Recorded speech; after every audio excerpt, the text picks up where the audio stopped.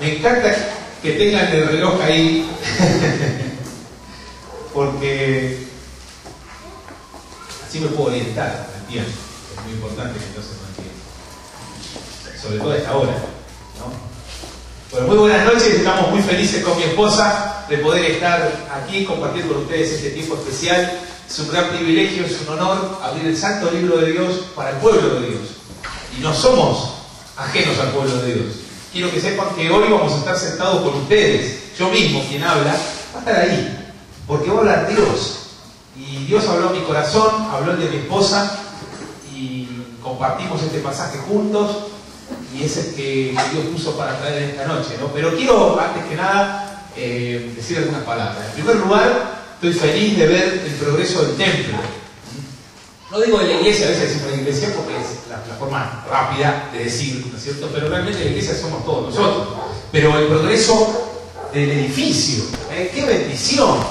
Tantos lugares que no tienen un lugar cómodo, gente que no tiene lugar cómodo para reunirse, y realmente Dios les ha bendecido mucho. Y hace un año y un poquito más estuve con mi esposa, Nico. A ver, Vale, hola. Vale,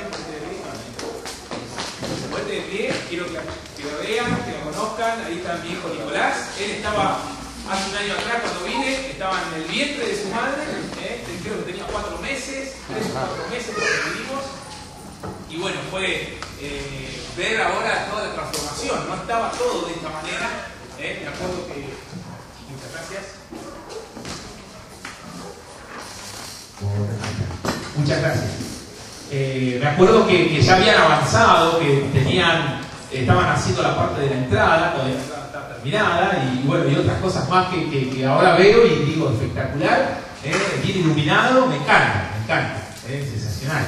¿Por qué? Bueno, porque es lindo poder tener un lugar cómodo para recibir a las personas, para congregarnos, para estar cómodos, para disfrutar de la alabanza, de la comunión con el Señor entre los hermanos y también del ministerio de la palabra de Dios, ¿no es cierto?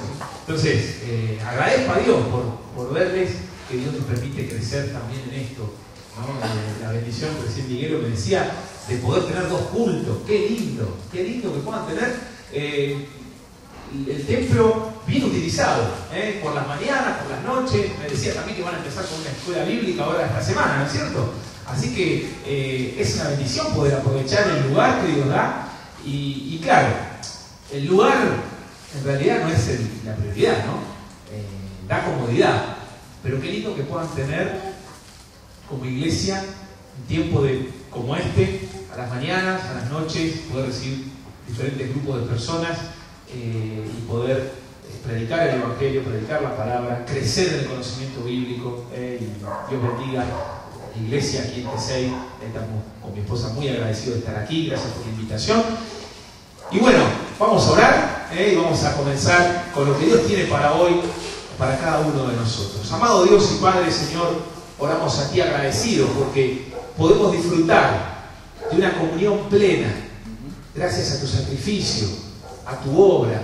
Gracias, Padre, porque nos amaste tanto que decidiste hacerte hombre, venir a morir por nosotros en la cruz, a pagar por nuestros pecados, siendo inocente, siendo justo. Gracias porque hoy disfrutamos no solamente de una salvación, de un valor incalculable, sino también de poder disfrutar de una comunión plena. Y no solo contigo, sino con cada nacido de nuevo, con cada creyente en Cristo Jesús. Gracias por este tiempo especial que nos regalas de abrir tu santo libro. Habla en nuestro corazón, oh Dios, oramos a ti en el nombre de Jesús. Amén. Vamos a arrancar rápidamente ahí en Mateo capítulo 7.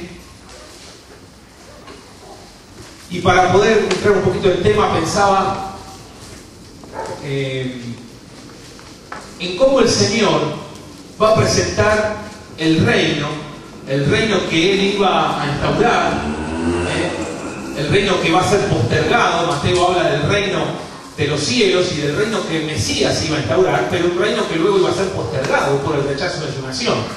Ahora, antes de eso, cuando Él está presentando el reino aquí, Mateo capítulo 5, Mateo capítulo 6 y capítulo 7, el Señor va a dar la plataforma de gobierno, por decirlo de alguna manera. Va a presentar los requisitos para estar en el reino y el modo de vivir de aquellos que iban a vivir en el reino, ¿no? Ahora, él va a concluir con esta parábola. A propósito, en la parábola, en el Sermón del Monte, que es bien conocido por llamarse así, ¿no? El Sermón del Monte, el Señor va a hablar y va muchas veces a relatar parábolas, ¿sí? A contarnos parábolas, sobre todo que tienen que ver con comparaciones de dos cosas. ¿Sí? Por ejemplo, ves que el maestro compara a los falsos maestros con los verdaderos, o compara los dos caminos, el camino ancho y el camino angosto, las dos puertas, compara también los dos constructores, los dos cimientos, ¿no es cierto? Entonces, él va haciendo esas comparaciones a través de parábolas. Y hoy vamos a detenernos en la última, que es un poco la conclusión que él hace de todo su sermón, ¿no es cierto? Y es una conclusión muy práctica, muy certera, pero muy dura, acerca de todo lo que él enseñó. Y dice la palabra de Dios a partir del versículo 24 del capítulo 7 de Mateo, dice: cualquiera pues que me oye estas palabras y las hace, le compararé a un hombre prudente que edificó su casa sobre la roca. Descendió lluvia, vinieron ríos, soplaron vientos y golpearon contra aquella casa. Y no cayó, porque estaba fundada sobre la roca. Pero cualquiera que me oye estas palabras y no las hace, le compararé a un hombre insensato que edificó su casa sobre la arena, y descendió lluvia, y vinieron ríos, y soplaron vientos, y dieron con ímpetu contra aquella casa, y cayó, y fue grande su ruina. Es interesante la firmeza con que el Señor va a presentar, va a concluir su sermón.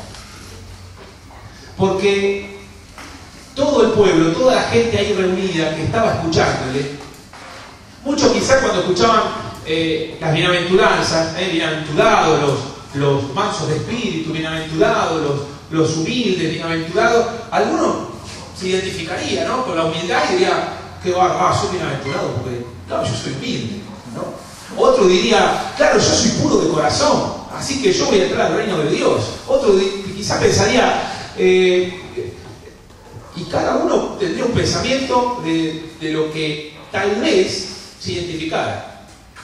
Algunos después pensarían: uy, qué duro lo que dijo de los fariseos, o de que la ley dice, o Moisés dijo algo, pero yo os digo, y el Señor contrastaba lo que decía con lo que él decía, con lo que Dios dice, y empezaban a transpirar un poco. Pero él llega al final y concluye diciendo: miren, cualquiera, cada uno de los que estamos acá, que oye estas palabras, y está hablando el Señor. Yo digo, bueno, el Señor no solamente habló estas palabras del sermón, ¿no? Hoy para nosotros, teniendo toda la Biblia completa, podemos decir, bueno, podemos extender esta mención que él hace de estas palabras para referirnos a todo lo que él dijo, ¿no? Porque él, el Mesías, el Señor, es el Dios vivo y verdadero. Así que todo lo que tenemos en la Biblia es lo que él dice. Así que hacemos esa extensión. Y, en primer lugar, tenemos que entender que esta parábola, al igual que cada parábola, aparece la palabra parábola en algunos pasajes en el Nuevo Testamento, ahí en los Evangelios, es una palabra griega que tiene que ver con poner al lado de. Es decir, una parábola es una comparación. Es decir, el Señor toma un suceso o una historia de la vida cotidiana, un elemento o varios elementos de la vida diaria que la gente conoce, sabe, y va a través de eso a explicar una verdad espiritual, ¿sí? Es decir, toma algo material que conocemos a diario, que lo usamos, que es muy común y frecuente para nosotros, y de ahí va a tomar una enseñanza espiritual para transmitir el mensaje del cielo. Entonces, en esta parábola, en las verdades que él va a transmitir acerca del reino y de la conclusión,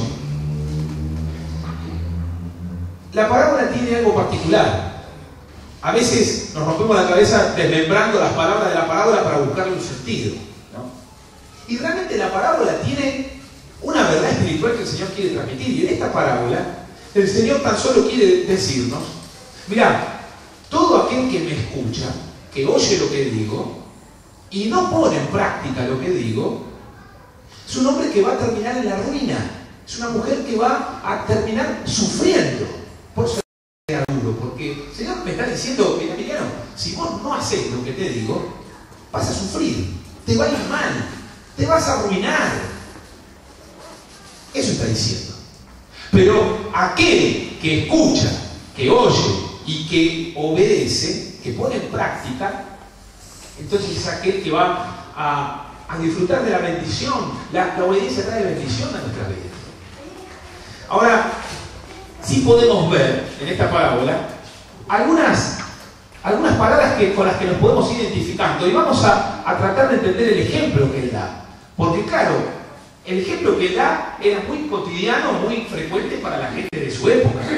Pero nosotros escuchamos de los cimientos o de las casas edificadas, y la verdad que mucho, yo de construcción no sé usted, quizás muy algunos albañil, arquitectos más o menos tienen una idea, pero mucha idea no tenemos de muchas de las cosas que aparecen ahí. Entonces podemos empezar viendo el escenario de la parábola rápidamente. En el escenario de la parábola aparecen los constructores. Y los constructores son dos hombres mencionados, ¿sí?, que van a edificar una casa, ¿sí?, que van a edificar. Existen semejanzas entre los dos constructores. Por ejemplo, ambos oyen, ¿sí?, ambos se enfrentan a las mismas pruebas, ambos tienen las mismas oportunidades y aparentemente ambos construyeron casas parecidas. Pero hubo y hay contrastes fundamentales entre ellos dos. Tenían naturalezas distintas en cuanto a, no naturalezas, sino más bien características distintas, ¿sí?, una disposición de corazón diferente. Dice de uno que era prudente, ¿sí? Y un prudente uno lo ve en el diccionario como alguien previsor, considerado, cuidadoso. Se fija en lo que hacía. En cambio, el otro era insensato, ¿sí? El diccionario dice que es imprevisor, necio, tonto, descuidado. No se fija en lo que hace, no se fija en los detalles. Nótese que Jesús dice, no indica que el hombre insensato era inmoral o dedicado a los vicios escandalosos. No era un peor tipo que el otro. Era otro más. Pero la insensatez es la torpeza, en este caso de la enseñanza espiritual que el Señor quiere dar, de escuchar y de no obedecer al Creador. A ver si podemos entender. Quien nos habla es el Creador, el que me hizo. Él me formó. Entonces, ¿cómo puede ser que yo le escucho sus instrucciones, está acá en el manual del Creador para nosotros, que somos su creación, nos dice cómo funcionamos, cómo vivimos, cómo podemos alcanzar el éxito, cómo formamos un hogar, cómo podemos llevar adelante el hogar, cómo llevar adelante el matrimonio, cómo tener 40 años de matrimonio y no intentar quitarse la vida? Todo nos dice cómo tener éxito en cada situación de la vida. Proverbios está lleno de consejos sobre finanzas. Sin embargo, muchos de nosotros tenemos problemas con deudas y con finanzas. No sabemos administrar el dinero, pero Proverbios habla de cómo administrar el dinero. Y así podemos entrar en cada tema de la vida, y en cada tema de la vida vamos a encontrar respuesta de parte del Creador hacia nosotros, su creación. Es decir, es el manual del Creador. Sin embargo, nosotros escuchamos, decimos, bueno, yo estoy bien. Yo voy a las reuniones, por ejemplo, acá en Tesel, yo vengo a la mañana, vengo a la noche, vengo los martes, vengo los miércoles, está cerrado, pero vengo los miércoles igual, ¿viste? Todo el día vengo. Escucho al pastor, escucho los sermones, los graban y después los veo en mi casa otra vez, hago la oración todos los días, escucho y está muy bien. Pero creo que nos olvidamos de algo. El Señor no está tan interesado en que solo le escuchen. Ahora, usted y yo no nos interesamos tanto en que alguien nos escuche, sino que preste atención a lo que decimos, en el sentido de que si digo el micrófono no anda, ahí el joven vino y cambió el micrófono, ¿sí?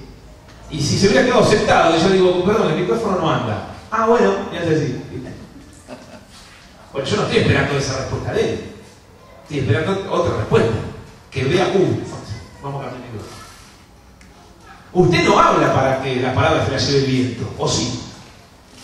No. Iván da un anuncio, dice, bueno, el martes vamos a tener la escuela bíblica, ¿no? Puede ser martes. ¿Estoy dando bien el anuncio? Ahí está. Él da el anuncio, y nadie viene. Pero entonces la palabra se llama el viento. O sea, todos nosotros cuando decimos algo esperamos ser escuchados y que nuestras palabras tengan un valor para cada uno del que escucha. Ahora, el creador de todas las cosas nos dice a nosotros que somos polvo, que somos barro, que somos arena, que no tenemos valor alguno sin él. Nos dice, muchachos, esto es todo lo que yo tengo para vos. Ah, bueno, qué bueno el Señor, es una bendición, escucho todos los mensajes, todo. Pero a la hora de tomar decisiones decido a mi manera, vivo como yo pienso que tengo que vivir y decidir, y no, pero yo leo, yo memorizo.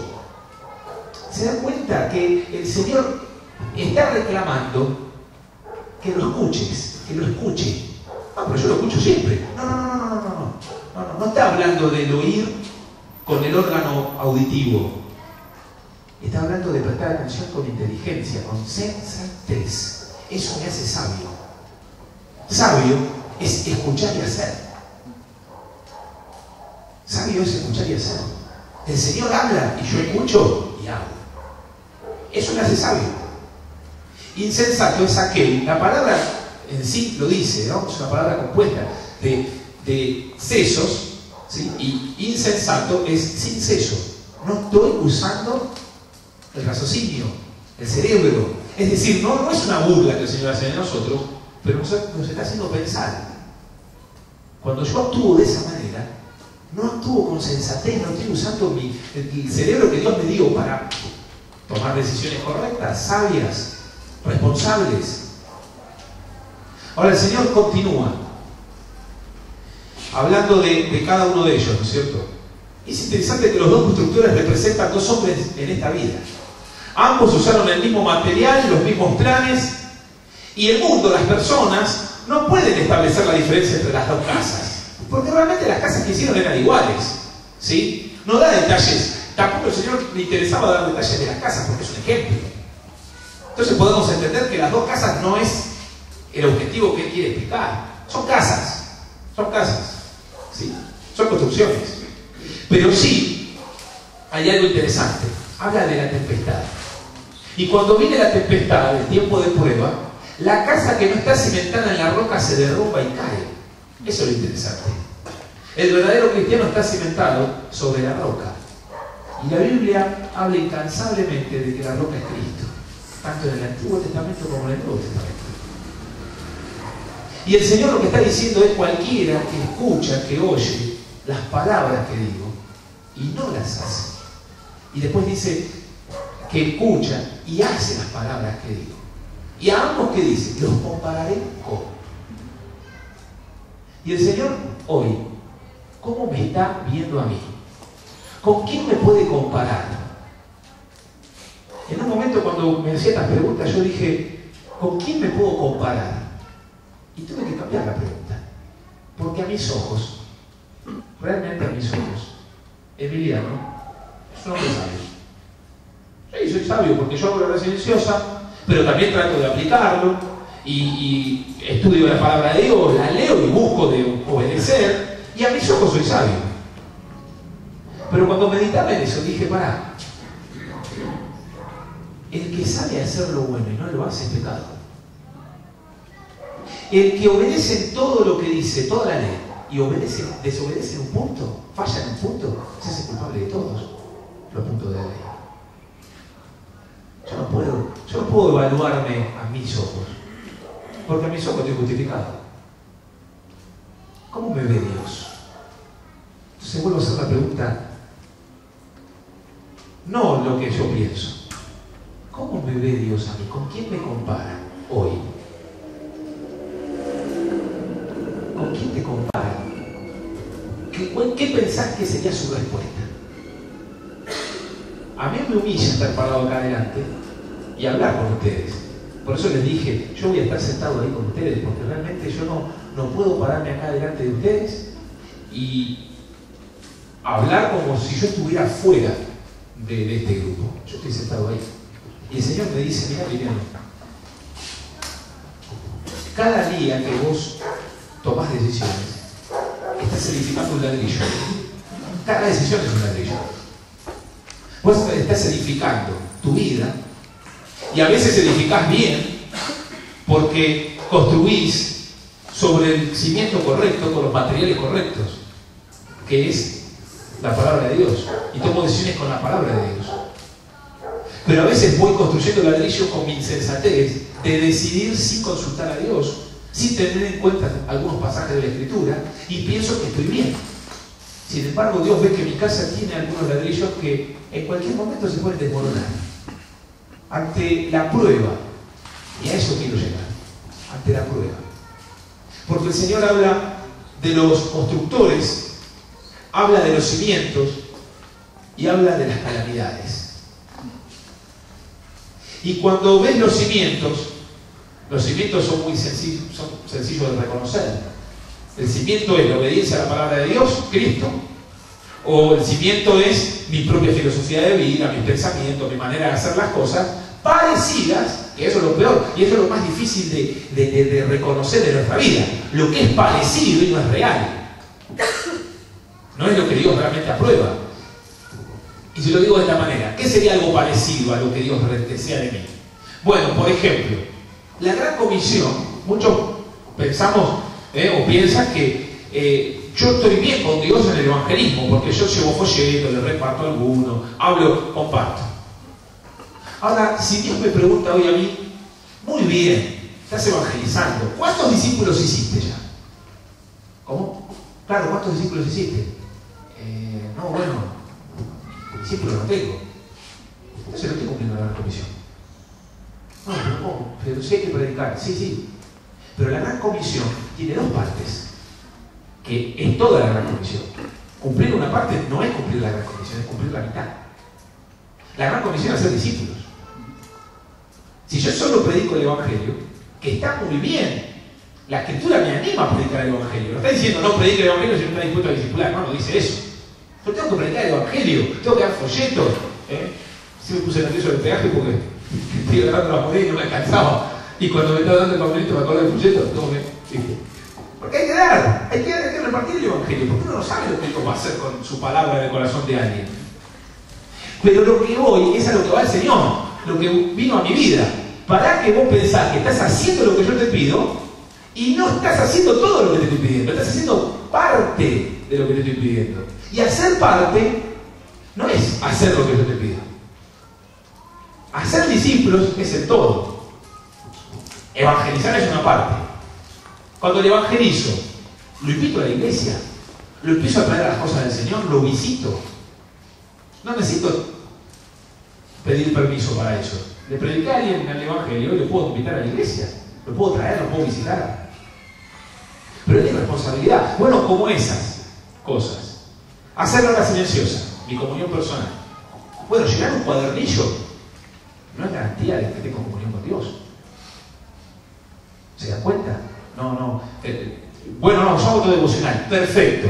¿Qué aplicación sacaste hoy para tu vida de tu devocional? ¿Qué vas a poner en práctica hoy?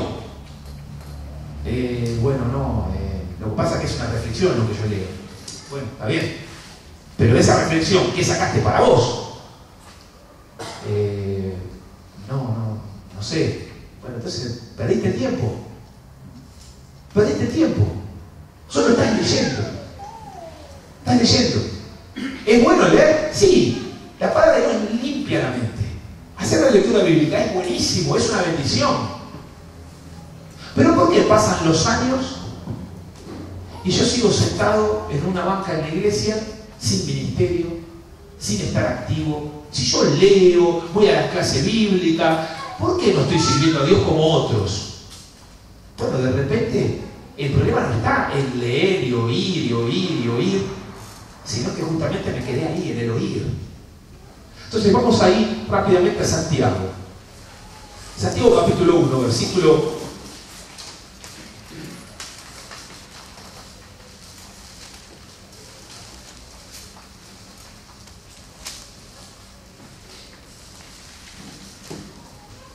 22.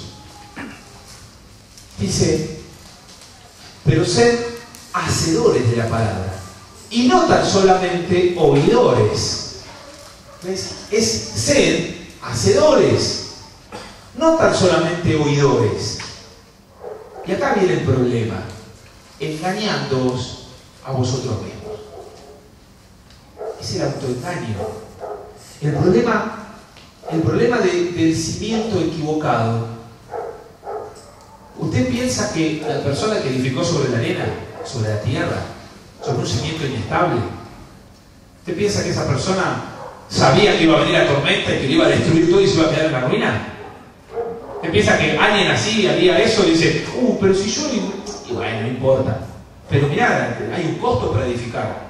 No te sale barato. ¿Vas a edificar una casa así? ¿Como así? ¿Y sabiendo que te la van a destruir? ¿Y si mañana llueve y te la destruye?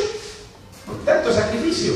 No, seguro que este individuo no pensó en todo eso. No pensó, no calculó. Por eso dice que el sabio es una persona sensata, que calcula, que mide, que tiene previsión. Por eso eligió hacer los cimientos, y para buscar los cimientos de la roca hay que trabajar más, hay que esforzarse más. Claro, cuando yo escucho la palabra de Dios, obedecerla es más difícil que leerla. Claro que sí. ¿Cuesta sentarme a leer la Biblia? Sí. A veces con el ritmo de vida que uno va llevando, dedicar una hora, 2 horas al estudio bíblico, a la palabra de Dios, cuesta. Bueno, pero más cuesta obedecerla. Más cuesta ponerla en práctica. Ahora, como somos de la ley del mínimo esfuerzo, ¿no? Todos tenemos, viste, eso de que, bueno, en lo que menos me puedo forzar, y si sale bien, listo. ¿Para qué me voy a forzar más si con menos lo hago lo mismo? Entonces, no dedico un tiempo a la lectura bíblica, así de sentarme en mi casa y leer.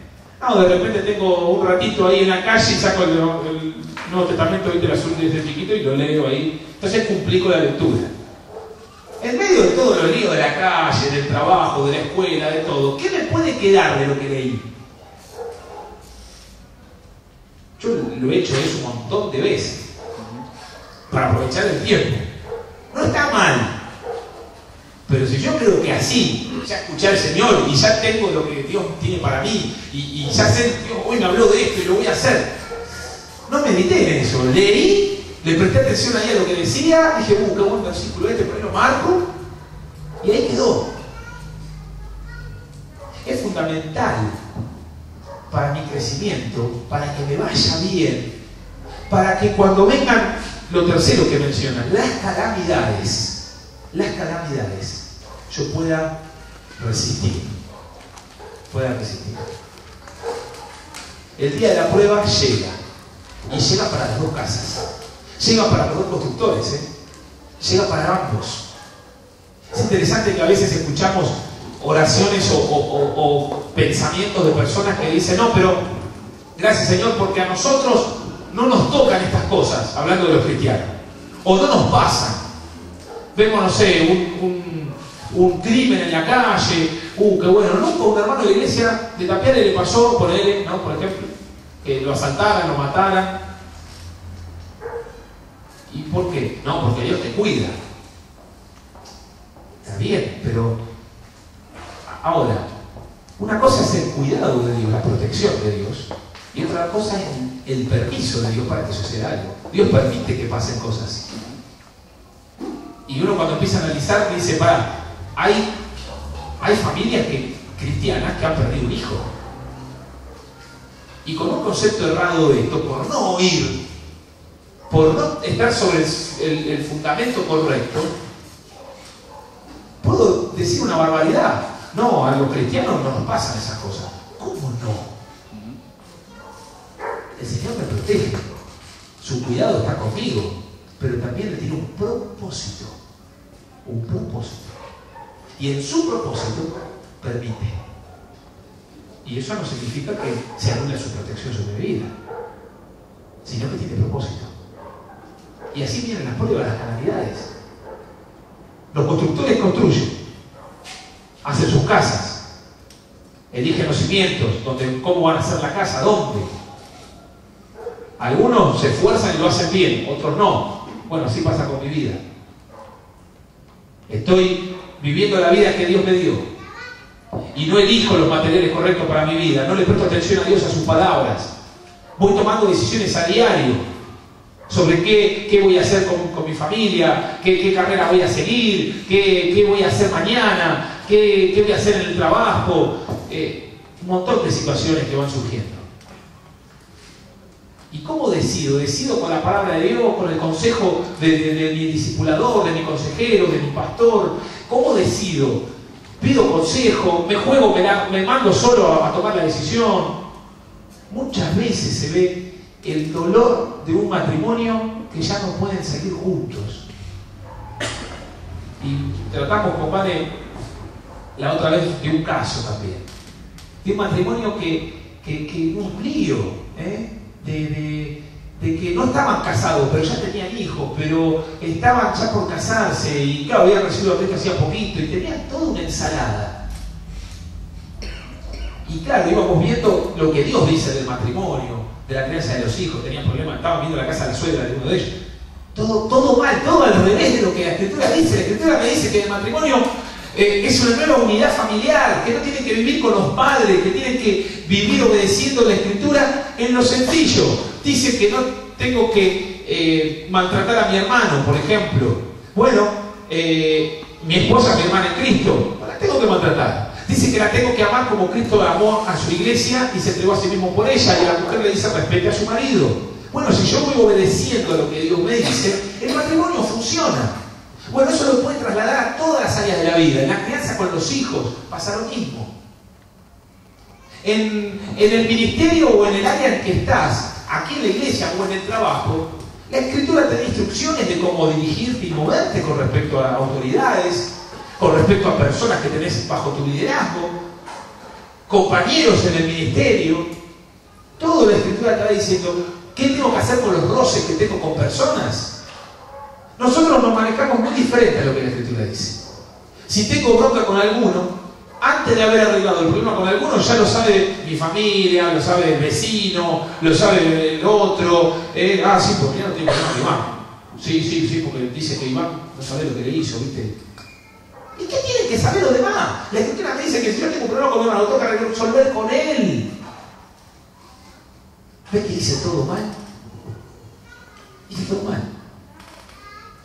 Al final, el que sufre las consecuencias de hacer las cosas mal, de no obedecer lo que el Creador me dice, soy yo. Claro, van a sufrir otras personas también, que están involucradas, pero el primero y el que más va a sufrir voy a ser yo. Viene la calamidad, viene la prueba, viene el sufrimiento, que Dios no promete que no me va a traer sufrimiento.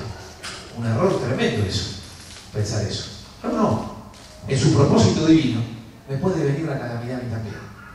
De hecho, en Eclesiastés, por ejemplo, dice que tanto al justo como al injusto, al bueno y al malo, acontece lo mismo. Dice que llueve para ambos, ¿no? Llueve para ambos. Entonces digo, bueno, entonces, ¿dónde está mi seguridad? ¿Dónde está mi seguridad? Mi seguridad tiene que estar en que Cristo Jesús, que es mi Salvador, es mi Señor, es el Señor de mi vida. ¿Realmente es el Señor de mi vida? A veces decimos, claro, sí, Él es el Señor, Él es el Señor de todo. Claro, y claro que lo es, ¿sí? Pero ¿sabes cuándo se ve eso? Cuando viene la calamidad. La prueba mostró la tormenta, las lluvias, el agua de arriba, los ríos, las aguas por abajo, que dieron con ímpetu contra la casa, los vientos. Y dice, y cayó. La calamidad de la vida. ¿Por qué cayó? ¿Qué manifestó el hecho de haber caído esa casa? Manifestó el cimiento que tenía. Sobre dónde estaba edificada esa vida. ¿Dónde está edificada mi vida? ¿Dónde está apoyada mi esperanza? ¿Dónde está puesta mi fe? Hoy me decía Beto, ¿no?, que vino Norberto y hablaba de la fe que vendió la salvación, ¿no?, y de la esperanza, ¿no?, que hace que pueda traer el cielo acá. Y claro, ¿cómo puedo soportar las pruebas, las calamidades de la vida, si la fe está puesta en otro lugar? Si la esperanza no es la del cielo, la esperanza no es la celestial. Colosenses capítulo 3, versículo 1 al 4, ahí nos dice que tenemos que poner, si hemos resucitado con Cristo, si es así en mi vida, bueno, tengo que poner la mira en las cosas de arriba, no en las de la tierra. Tengo que poner mi mirada en las cosas de arriba. Porque hacia allá voy. Porque acá estoy de paso. Pero las calamidades a veces nos hacen, todas las pruebas y las dificultades nos hacen mirar el entorno, el alrededor, el dolor, el sufrimiento, la pérdida. Y no podemos mirar para arriba y ver el propósito de Dios. Confiar en su poder, en su voluntad, en su bondad, porque Dios es bueno. Pero no puedo ver eso cuando estoy sufriendo. De repente es el problema del cimiento. Estoy parado en un cimiento equivocado. No en el Señor Jesucristo. Por eso digo, es el Salvador de mi vida, pero es mi Señor. Hay días que sí, hay días o momentos que no. El desafío para esta noche, si abrimos ahí en Lucas 6:46, está para concluir.